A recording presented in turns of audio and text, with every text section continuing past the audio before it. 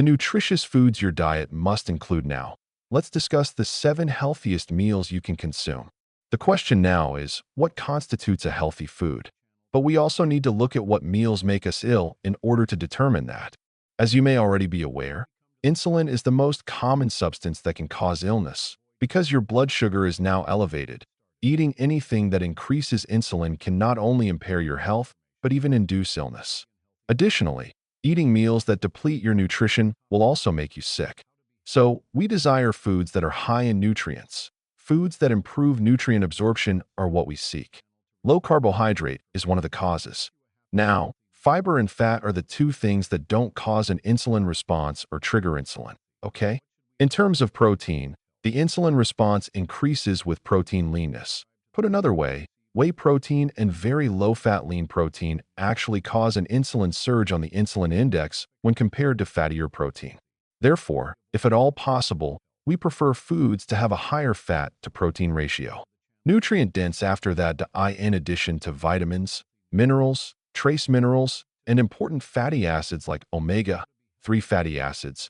We also require phytonutrients since they offer us other health advantages that much outweigh those of the standard vitamins and minerals. So, sauerkraut is the first item on our list, shall we? Now, why is sauerkraut so very healthful? With 4.1 grams of fiber and only 6 grams of carbohydrates, a cup of sauerkraut has 1.9 grams of net carbohydrates. Thus, a cup has little less than 2 grams of carbohydrates. That's amazing. Since sauerkraut has the greatest vitamin C of any food, it unquestionably satisfies the criteria of being low in carbohydrates, rich in fiber, and high in nutrients. Indeed, there are more than 700 milligrams of vitamin C in 1 cup of sauerkraut. Not to mention that we only require about 75 milligrams per day, that we also get 700 milligrams from 1 cup of sauerkraut. Therefore, vitamin C plays a crucial role in collagen formation, bone growth, and heart protection from free radical damage. It is an extremely potent antioxidant. Additionally, without vitamin C, you experience fatigue similar to scurvy. Your joints break down. Connective tissues cannot be created. As a result, you appear older and your skin gets more wrinkled. Additionally, sauerkraut is a great prebiotic and probiotic. As a result, it is fermented and provides excellent fiber for the bacteria. Thus, there are a lot of beneficial microorganisms in it. The kind of bacteria that have the ability to improve your own. Because those beneficial bacteria in yogurt are eliminated at the stomach level as compared to yogurt that contains probiotics. On the other hand, the probiotic found in sauerkraut endures and enters the big intestine. The fact that sauerkraut is made from cabbage is another amazing feature. Among the cruciferous veggies is that one. Furthermore, cruciferous veggies have the greatest, strongest, and most potent phytonutrients of any vegetable you may eat. The distinctive feature of cabbage and sauerkraut is their ease of digestion. Additionally, cabbage is likely to be the easiest vegetable for you to digest if you have digestive issues. Unlike other vegetables, such as broccoli, it does not generate a lot of gas.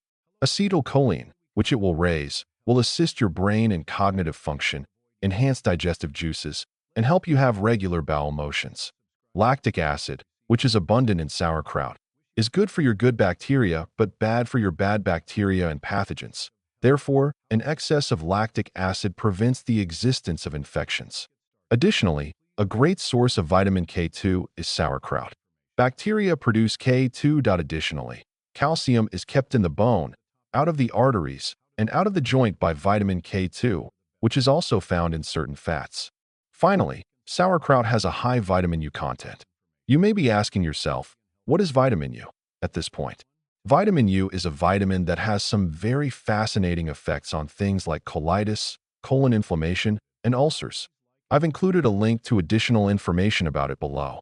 It works well for GERD, gastritis, acid reflux, and even inflammation of the gut. Okay, arugula is number 2. As you may have noticed from my videos, I advocate eating a substantial quantity of salad each day. Additionally, if you're going to eat salad, you might as well choose a green or a salad base with more nutrients, and arugula is a perfect fit for that. Among the cruciferous veggies is arugula. Consequently, it has a wide variety of phytonutrients. Due to its positive effects on liver function, it is quite beneficial for your liver. And since spinach has a lot of oxalates, which can cause kidney stones, I will always choose arugula in my salads over other kinds, especially ones that contain spinach. However, arugula contains few oxalates. When oxalates and calcium combine, kidney stones may result. Arugula is also incredibly flavorful. It has a fiery, hot, peppery, and sweet flavor. Additionally, it requires little seasoning. Occasionally, I will simply add extra virgin olive oil and a small pinch of sea salt. Arugula has anti-inflammatory properties. Its anti-inflammatory qualities are very strong. Additionally, nitric oxide, which is beneficial for libido and erectile dysfunction, is abundant in arugula.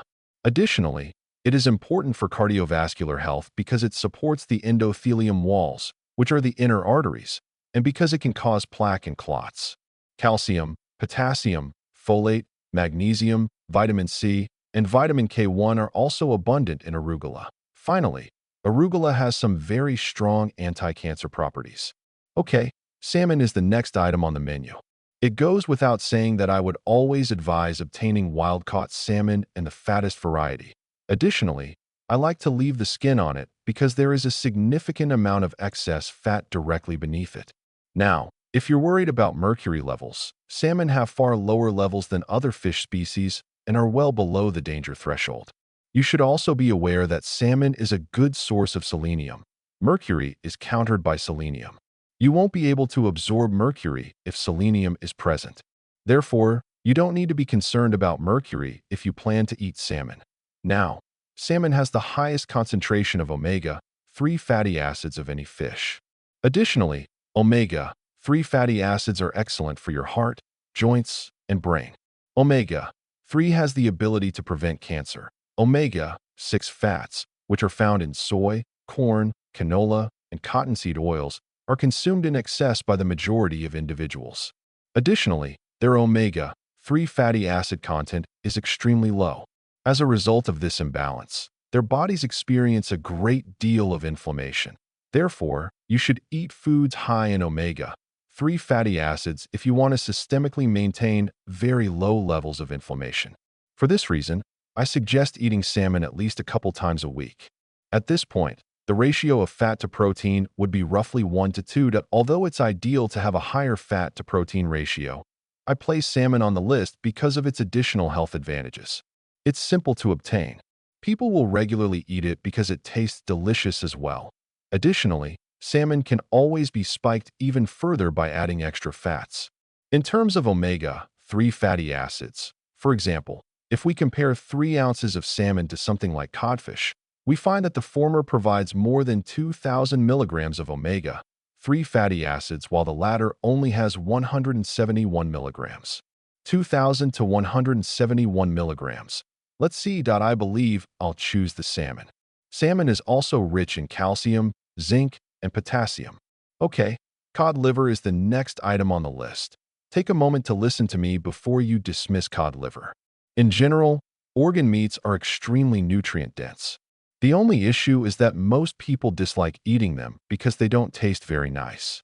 Additionally, because of the environmental toxicity, it might occasionally be difficult to acquire high-quality organ meats. Conventional cow liver and organ meats are something you would never want to consume. They should be organic. However, not only is wild-caught cod liver readily available, it is also incredibly tasty. It tastes perfectly fine. Even the fish isn't fishy. It'll be a little fishy if you eat half of it, and then put it in the fridge, forget about it, and then come back a week later. Instead, it should be consumed within 1 to 2 days. However, it tastes really good if consumed within a day or two. It's really rather tasty. It has a pudding-like texture and doesn't even taste fishy to me. Even if you might not enjoy the taste, I believe you should give it at least one try. In my opinion, eating organ meats, including beef liver, is a very good idea. I simply can't seem to eat cow liver. I will eat cod liver all day long, but I simply don't enjoy the taste. Now, cod liver differs from beef liver in that it has a significantly larger amount of omega-3 fatty acids. As you can see, we actually have Icelandic cod liver oil here at this very moment. This is wild caught, even though I think it's a touch hazy. Additionally, it is found in its own oil. Cod liver oil is the oil used in this, and it tastes really good. At this point, I would advise against eating it all at once. One half of these would be excellent, but it's high in fat and may not be digested. I might thus do half of this at my first meal and the other half at my second meal once a week. Just complete half of this at one meal and the other half the following day if you're on OMAD. You may simply store it in the refrigerator. However, as I mentioned before, it may taste a little fishy if you keep it in the refrigerator for too long. The distinctive feature of cod liver oil, as opposed to fish oil in general, is that it contains omega-3 fatty acids. Well, they have DHA and EPA. However, fish oil lacks the vitamins A and D found in cod liver and cod liver oil. Thus, cod liver and cod liver oil offer a further advantage. Additionally, vitamin A, specifically retinol, the active form of vitamin A, is crucial for healthy eyes. The immune system depends on it. It is necessary for your skin's inner lining. In addition to your lungs, sinuses, esophagus, and trachea, it's also quite beneficial for your kidneys. Naturally, as most people are aware, vitamin D is fantastic for your immune system, blood pressure, pain, and depression. Furthermore, vitamin D-rich foods are scarce. Now, vitamin K2 is also present in cod liver. It is rich in B vitamins and contains iodine. The lipid-to-protein ratio of cod liver is another interesting feature. The ratio is 5:1. Thus, the ratio of fat to protein is 5 times. It is very low on the insulin index. Insulin won't be triggered. However, the higher the ratio of fat to protein, the more ketosis you will experience. At the very least, try the cod liver oil if you don't like the actual liver. Due to the significant nutritional benefits and the presence of omega-3 essential fatty acids, cod liver oil is one of the finest foods for children and pregnant women to eat. Finally, where are you going to discover this? Most likely, you won't find it in the supermarkets. You can uncover a wide variety of businesses by simply conducting an internet search or visiting Amazon. Okay, the next one. There will be those who disagree with this. Hamburger. All right, hamburger. Listen to me. I'm not referring to a bun-topped hamburger, but I'm not referring to traditional meat here. You understand that I'm referring to organic, grass-fed hamburgers? 90% of a hamburger is not lean. It's too skinny. That is not something I advise. However, why are hamburgers listed as a healthy food? In addition, I'm examining the utilitarian features of eating. It's simple to obtain. It's simple to process. It has some pretty good health advantages and may be added to a wide variety of cuisines. Some people will now say, well, red meat is unhealthy, and so on. Well, that isn't true at all. If you haven't watched my video on red meat, I've included a link below. Eating high-quality red meat doesn't cause cancer. It won't result in a cardiac condition. Organic, grass-fed red meat is not the same as processed meat or the hamburger you may get at a fast food joint. It's entirely different. Additionally, while some people have trouble digesting red meat, most people have no trouble digesting hamburgers. This is typically due to the fact that hamburgers have more fat than steaks. In actuality, the ratio of hamburger to steak is 2:1. Because it has twice as much fat as protein, it keeps the protein in the small intestine where it may be acted upon by bile and digestive juices, improving digestion. Consuming leaner protein causes it to pass through the body more quickly, giving your body less time to completely digest it. Additionally, as we age, our stomach acids diminish. Thus, the older you get, the less stomach acid you need to break down red meat. Since many senior individuals have low iron levels, a straightforward approach is to start taking betaine hydrochloride for your stomach to enhance the acid and aid in the digestion of red meat. Their lack of stomach acid is another factor contributing to their anemia. To break down protein, eliminate infections, and absorb minerals, particularly calcium and iron, you need an acidic stomach. Therefore, hamburgers are often easy to digest. On the ketogenic diet, I frequently eat a lot of hamburgers. An excellent source of amino acids is hamburger. In comparison to spinach, it is a very good source of accessible iron. The iron content of red meat in hamburgers is significantly higher. Additionally, hamburgers are high in zinc, phosphorus, and B12.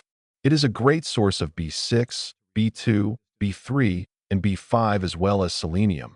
Additionally, it contains a lot of carnosine. Actually, One of the best sources of carnosine is beef, and carnosine lowers glycation.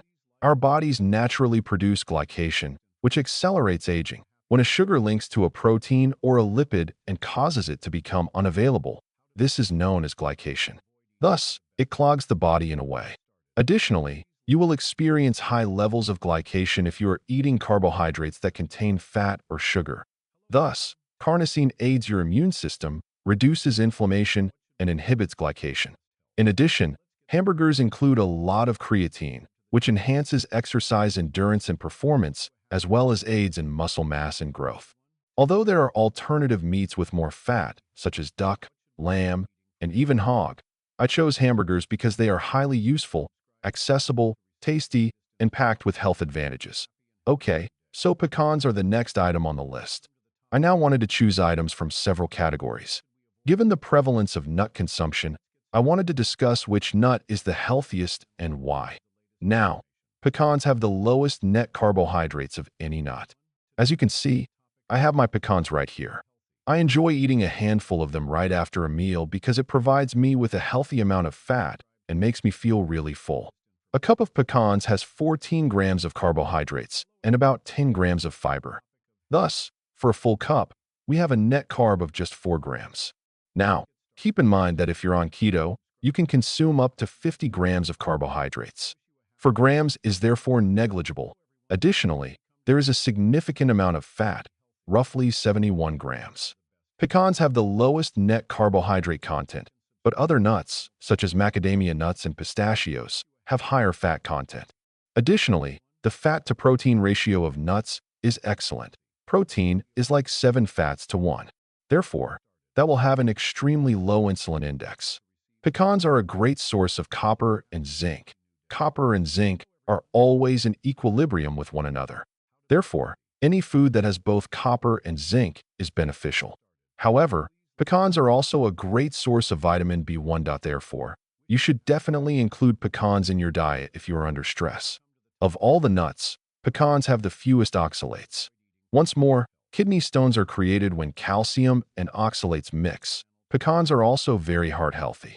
They are beneficial to your blood sugar levels. Moreover, pecans have the most antioxidants of any nut, which might lessen the consequences of long-term illnesses like diabetes, heart disease, and inflammatory disorders. Pecans are also incredibly easy to digest when consumed. Compared to Brazil nuts, peanuts, walnuts, and even macadamia nuts, they are easier to stomach.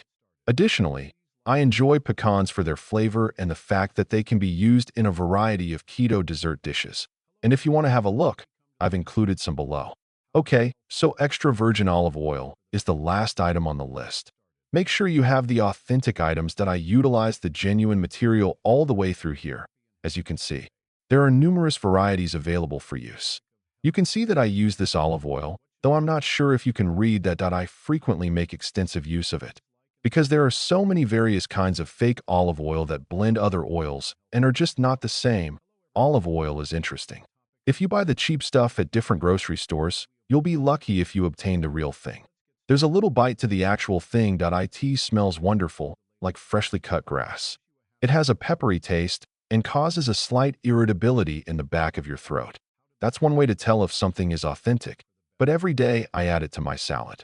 What makes this extra virgin olive oil so healthful, then? Yes, it contains vitamins. It contains vitamin E. It contains vitamin A.